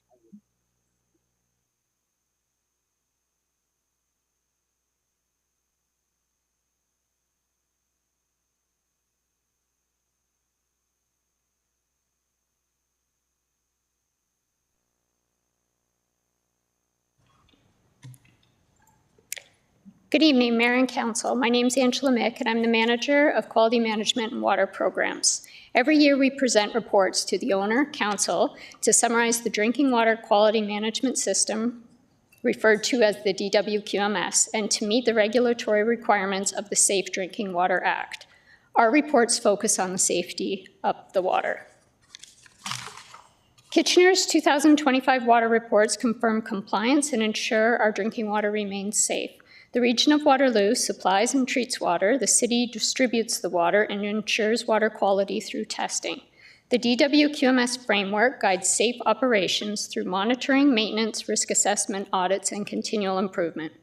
The 2025 review and testing results for Kitchener show strong performance, completed maintenance programs, and full regulatory compliance. The region identified a water capacity constraint in late 2025, which is largely not reflected in these reports. Collaborative work is ongoing. The operational plan is a living document that contains over 300 procedures, work instructions, and forms that describe the various activities required to operate the water distribution system. The DWQMS Management Review is a document summarizing the elements of the standard. The Summary Water Report is a compliance report which covers testing and ministry inspections. These documents work together to report on the compliance and conformance of the drinking water system. Kitchener is meeting the regulatory requirements to ensure that the drinking water is safe. The region is responsible for water supply, treatment, storage, and the transmission water mains which feed into Kitchener's distribution system. Kitchener is responsible for the water once it enters the distribution system. Kitchener responsibilities include operating, maintenance, and replacing assets, including water mains, hydrants, valves, water services, and meters. Kitchener is also responsible to routinely test the water within the distribution system to confirm the ongoing safety of the water. We all contribute to conservation. To support the operation of the water distribution system, there are 21 elements. These include maintenance, infrastructure renewal, sampling, testing, monitoring, and preparation of an annual management review. The management review is a summary document to inform Council of the status of the drinking water system on an annual basis. We were reaccredited by a third party this fall. This means we are in conformance and we are doing what we say we do in our procedures. We completed a variety of water maintenance programs, including water main cleaning, valve turning, valve replacement, and hydrant operating checks. We have processes for responding to emergencies like water main breaks and to customer complaints. Water main replacement programs were mostly completed as planned. In 2026, we will continue with the maintenance and replacement activities. There are no concerns with the water quality in the drinking water system. The annual water quality report is a compliance report to confirm that we are taking enough samples, that we are reporting when results are outside the limits, and that we are completing appropriate corrective actions to resolve any issues. Over 2,200 bacteriological tests and 4,100 chlorine residuals were taken across the city in 2025. There were 20 adverse samples, meaning that there was either bacteria present or the chlorine was below limits. Adverse samples require reporting and resampling to be resolved. Kitchener is audited annually by the Ministry of Environment, Conservation, Parks, and is in compliance. Are there any questions on these reports? Thank you, Ms. Beck. There are. We've got Councillor Johnson. Thank you, Chair Schneider. Thank you so much for your presentation, Ms. Mick. And I find it confusing in terms of everything that's going on with our water right now. So the region is responsible for supplying the water, but we're responsible for sampling and making sure that it hits the quality standards. Can you maybe explain like where the region ends and then kind of where we start with that? Because I do find that confusing. Thank you. Through the chair, there is a little bit of overlap. So sorry, can you speak into your sorry about that. Thank you. Yes, go ahead. Through the chair, there is a little bit of overlap with things like testing. So on the supply side of things, the region does test the water as well before it enters our system. So and then it enters through transmission water mains. So these transmission water mains, there's not like a start and a stop in the distribution system. It's kind of like, you know, arteries with veins. Mm-hmm. So we would maintain some of their water mains, although if they broke, they would fix them. So there is like a relationship there. But supply is the region's responsibility. Right. So they're supplying us the water, but they're supplying us the clean, already tested and treated water. And we're further testing it. Okay. Through the chair, we test further because the chlorine can get used up through the system. So the water system is very large and it has to go out to all the ends. So we have to continually monitor that to make sure that nothing grows within along the system. It might have got contaminated or something, is what you're saying. Okay, Ms. McGoldrick would like to address this as well. Yes, so through the chair, perhaps the simplest way to describe it is the region is responsible for sourcing and supplying the water and then treating that water for the city to distribute. And then the city is responsible to make sure that the drinking water quality is sustained through our distribution system, so at the end of the day, the customer has clean, safe drinking water. Yeah, that's, you know what, that's really helpful. So it's just making sure that customer A, who's at the top of the water chain, let's put it that way, who's getting the water that's coming directly from there, and the person who's maybe the farthest away is getting that same quality water. Thank you. Thank you. Mayor Vervannen. My fault. Okay, thank you. Thank you, Mr. Chair, and thank you, Angela, for the report, and Ms. McGoldrick for that clarification. I guess in a sense, we're kind of the last mile on water delivery and the first mile on sewage export. Is that kind of a fair way of putting it? It sounds like it is. So in terms of the report that's in front of us, we're purely dealing with quality, not the quantity issue, which has been so much in the news today, or not today, but in recent weeks, correct? Through the chair, that is correct. It's a quality report. Okay. And this may be a question not so much for you as much as Ms. McGoldrick. Is there sort of any overlap between the two? And I guess I'm thinking more, and the report touches on it a little bit, is as we look at this quantity issue in the longer term and methods of mitigating or conserving water, um, we need to think about how that may, in the fullness of time, impact things. I wonder if you can just touch on that a little bit.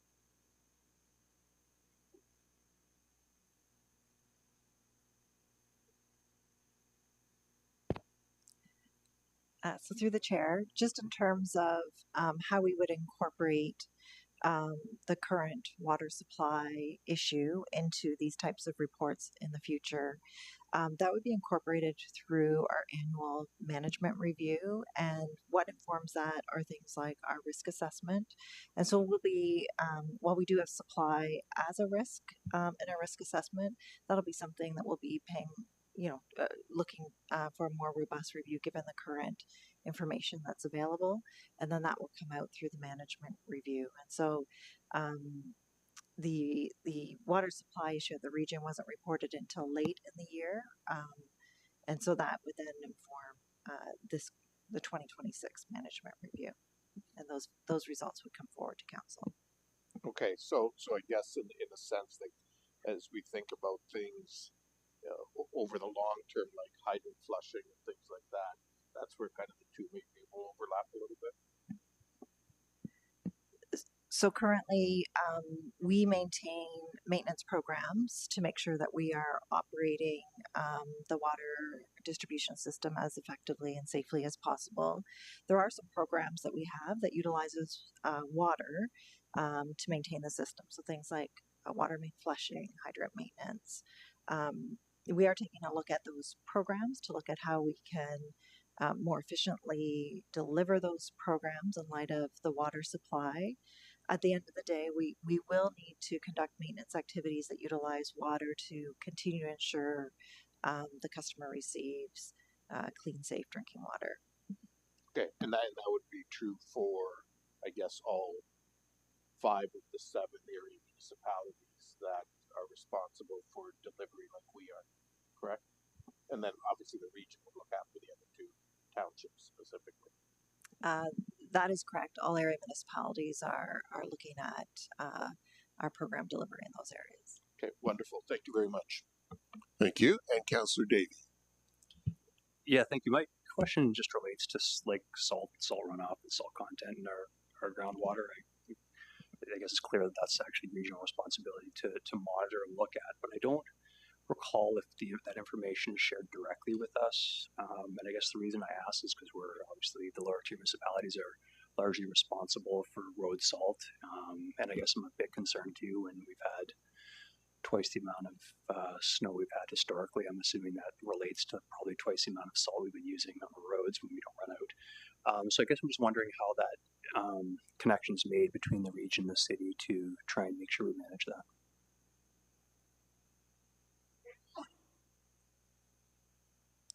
Through the chair, within the distribution system, we don't typically sample for sodium.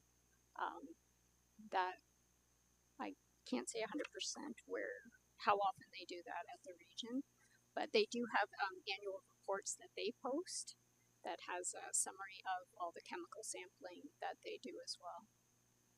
Okay, I think going forward, maybe if just my personal preference, if there's a way to give us maybe just attach the region's report with respect to that, because there's a greater focus on the water supply in general. I think it's a key aspect and one that I'm frankly worried about in terms of our runoff. So thank you for this report. Okay, see no further questions. Do we have a mover for the summary water report? Councillor Deneau. Okay, those in favor?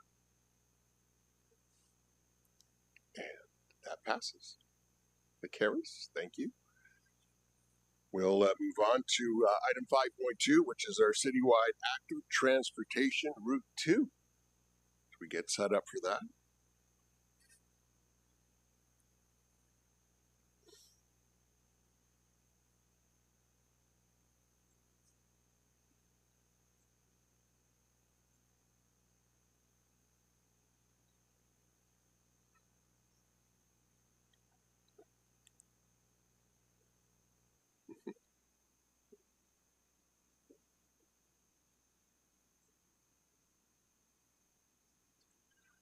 All right, and Liz Christensen, our project manager of trails, has a presentation for this. Welcome.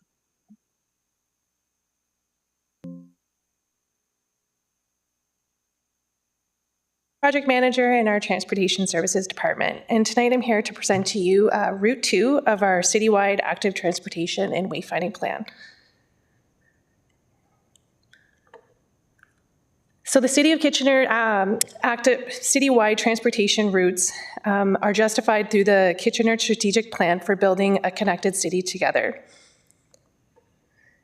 The purpose of this project is to encourage increased use of active transportation that connects neighborhoods through holistic trail and bike route enhancements that are easy to identify and navigate for all users, ages, and abilities.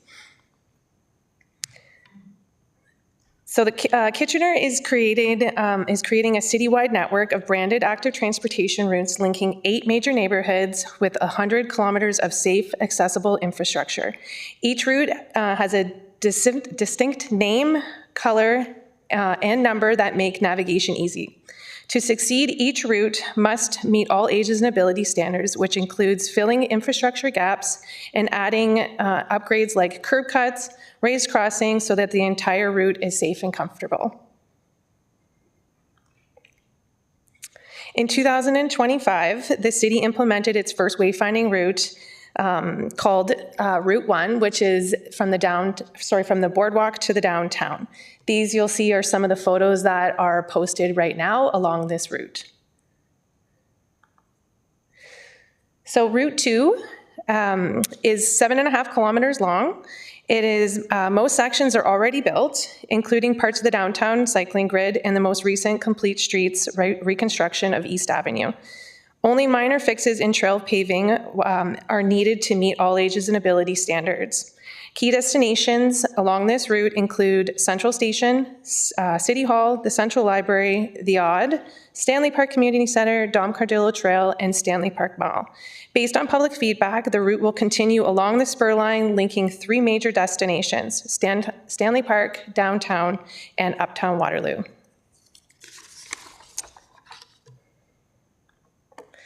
So here is a map of the route from Uptown Waterloo to Stanley Park.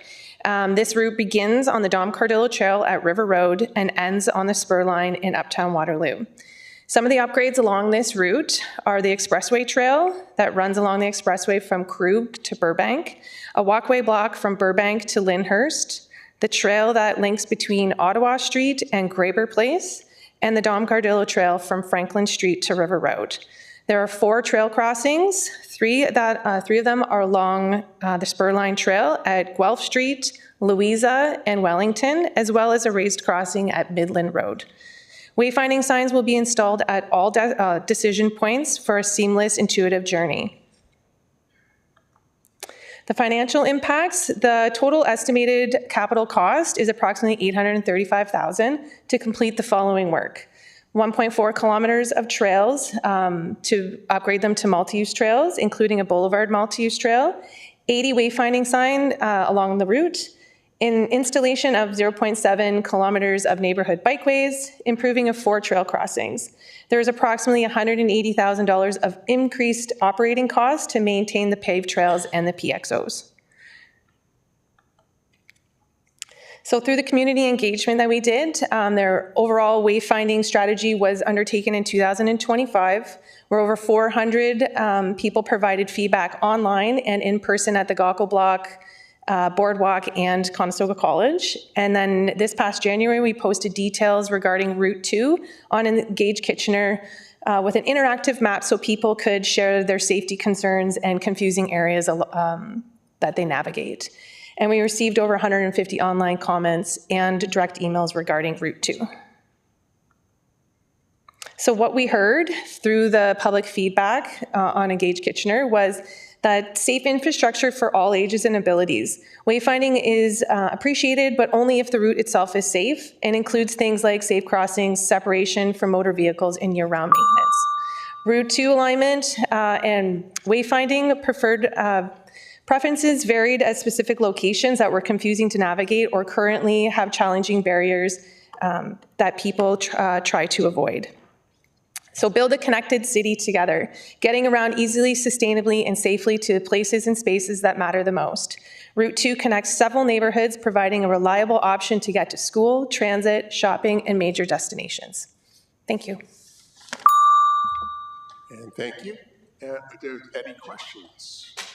Right, Councillor Chapman. Thank you. So I love the trails. And I know last summer you put in some signs that were more visible to cyclists, for example, like keep to the right or use your bell. I forget what all of the signs were, what all the signs said, and they were dispersed throughout sections of the Iron Horse Trail. I was wondering if that's gone beyond just that, the Iron Horse Trail, and if there are opportunities to put similar signage throughout the whole trail network. So through the chair, we did put some up, and within the first week, 3 of them were stolen down by Queen Street. They're made of aluminum, so a pretty quick. They were temporary, and we had planned on moving them around the city. There are still a few in the Glasgow and the Iron Horse Trail area. Through this plan, we have some subway style mapping that we're putting on, and we do have trail etiquette that will go on those as well. And they are posted along 3 locations along that route at the beginning of each end of the route, and then 1 in the middle. We do need more wayfinding etiquette on there, and that our plan is to continue to add it where possible. Okay, because they were very useful for cyclists in particular, because you're biking by a bigger sign and you don't really catch it, right? So yeah. I found those were very helpful. And what about e-bikes and e-scooters? Are there any, I know it's a difficult topic, but any changes in the foreseeable future on how those can be managed on the trails? And I don't know if it's managed, maybe that's not the right word, but just to make it so it's the trails are accessible for all users. Through the chair, we do anticipate a variety of users using Route 2 and all of our future active transportation routes. That's one of the things we look at, is to see what type of demand and volume we expect along these routes. And have the appropriate etiquette and wayfinding signage to meet that. I'd say in terms of larger bylaws and strategies, that's probably outside the scope of this report, but it is definitely something we're continuing to monitor. Okay, thank you, and thanks for the work you do. Thank you. Thank you. Councillor Johnston. Thank you, Chair Schneider.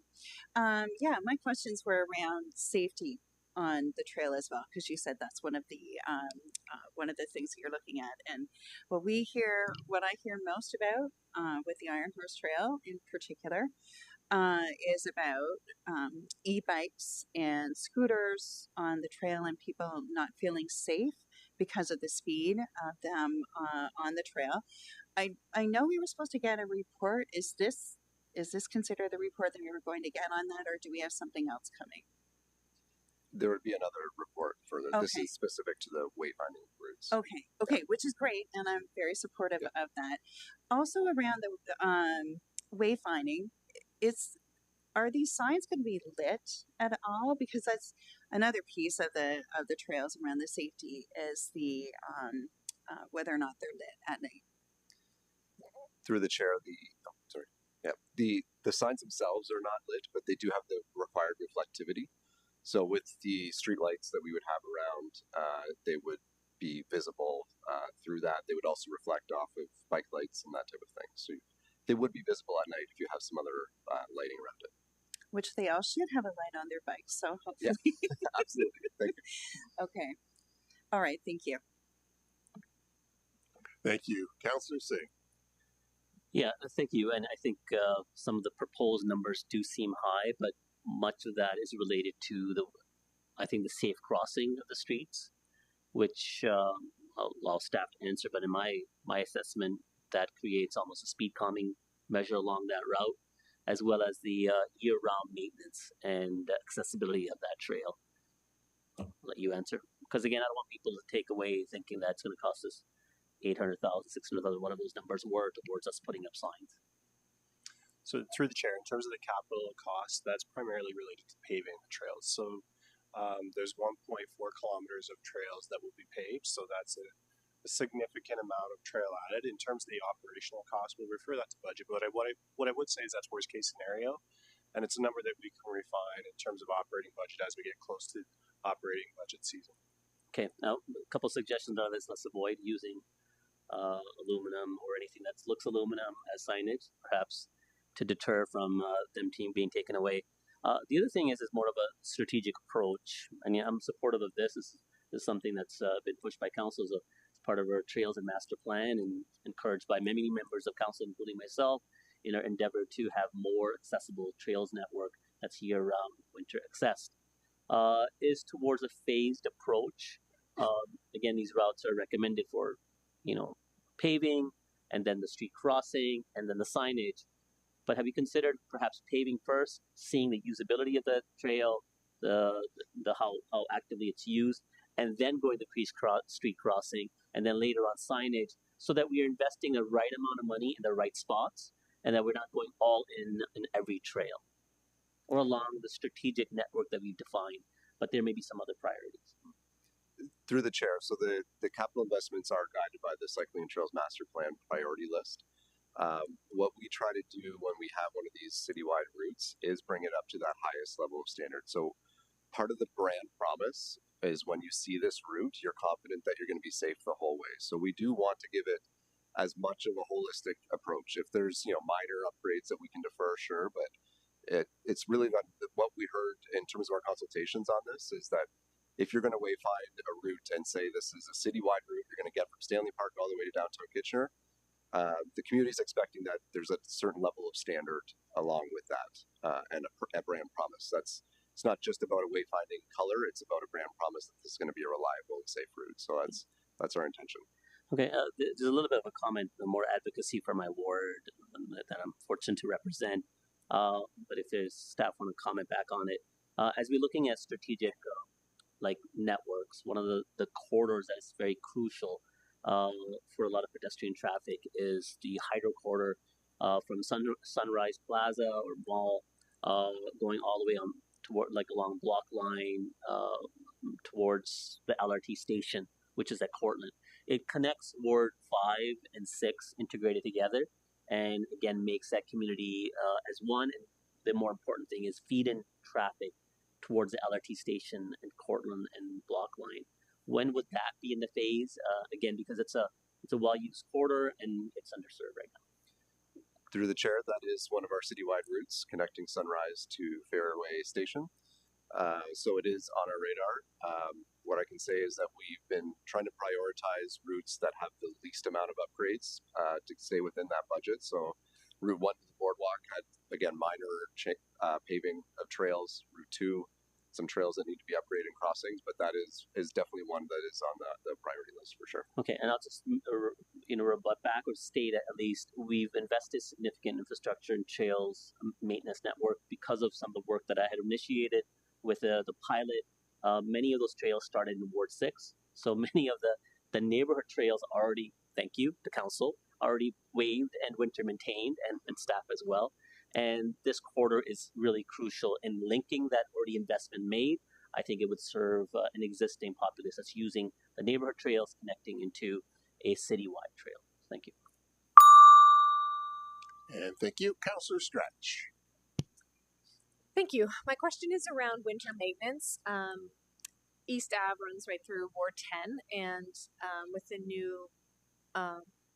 new bike trail or multi-use trail there, especially after this big winter, there was a lot of frustration that the trail would be clear, but the sidewalks would not be cleared by the city. And so I'm just wondering if you can speak to that and why that has to happen and why that does happen.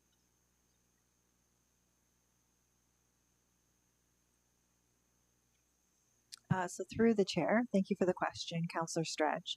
It is different equipment that is used to support the maintenance on multi-use pathways, those trails, versus the sidewalk equipment. So we use a trackless plow for the sidewalks and a pickup truck with plow blade at the front for trails. So it is a different crew. Operating at different times. We do prioritize in terms of some of the multi-use pathways that get folks into the downtown area, so the area that you're referring to, the trackless sidewalk operation. We have several routes throughout the city, and they start in the wee hours of the morning to try to get through a route, but a full route does take a typical 8-hour day. And so you're seeing those sidewalks cleared typically within 24 hours after a snow event, but it could be anywhere within kind of that 8 to 10 hour time frame. Thank you. I guess my question was more around, we as a city are required to clear the snow from the active transportation through the province, or is that something that we're choosing to prioritize? So through the chair, it is a little bit of both. So there are minimum maintenance standards associated with trails, particularly adjacent to roadways within the right-of-way, where there are required response times. In addition, in terms of the broader off-road multi-use pathways and trail system, we know that those are really important routes for, as Councillor Singh mentioned, school children and other commuters to get to where they need to go. And so we also prioritize those off-road trails as well. Okay, thank you. Thank you. Councillor Trudeau. Thank you, Chair Schneider. And before I ask my question, I'll just thank the city again for paving the rest of the existing gravel path in Wilson Park. Because it was paved so late, we've had snow covering it for the last 4 months, and so I was finally able to make my way over there yesterday. And so I think it's a big win for our community. Having said that, do we know how much of our trails are not paved across the city? And if obviously there are some that aren't, is there a goal to pave them all? Oh, I stumped you guys. Through the chair, I don't have the exact kilometers on me. What I can say is that in the Cycling Trails Master Plan, that's definitely been identified, how many kilometers of trails we have. Are we paving them all? Not exactly. There is a hierarchy of trails. So we have what's considered a multi-use trail. Those are kind of the highest standard and would generally be hard surfaced with the goal of year-round maintenance. So we do have at least dozens of kilometers of those types of trails that still need to be upgraded.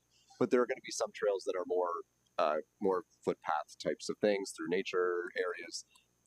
Wouldn't be the intention to pave those. Okay, awesome. Thank you. Okay, no further questions. Is there a mover for this item? Councillor Johnson had her arm there very quickly. That's good. So the item has been moved. All those in favor? Okay, and that carries.